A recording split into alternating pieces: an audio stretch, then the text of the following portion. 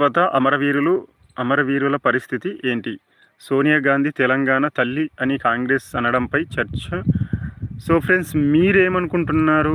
నిజంగా తెలంగాణ తీసుకొచ్చినటువంటి కేసీఆర్ గారు జాతిపిత అనుకుంటున్నారా?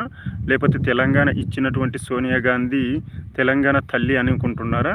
మీ అభిప్రాయం ఏంటి? చాలామంది మనకు భారతదేశ స్వతంత్రం వచ్చినప్పుడు కూడా కొన్ని ముఖ్యమైన విషయాలు అయితే లేవనెత్తుతున్నారు.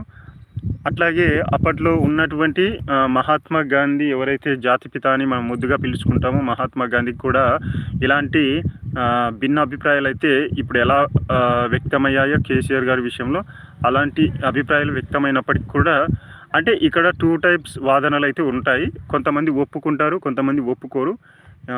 ఎవరు ఎలా ఒప్పుకున్నా ఒప్పుకోకపోయినా నిజంగా తెలంగాణకు జాతిపిత కేసీఆర్ అయినా లేకపోతే లేదా? మీ అభిప్రాయాలను ఇక్కడ కింద కామెంట్ రూపంలో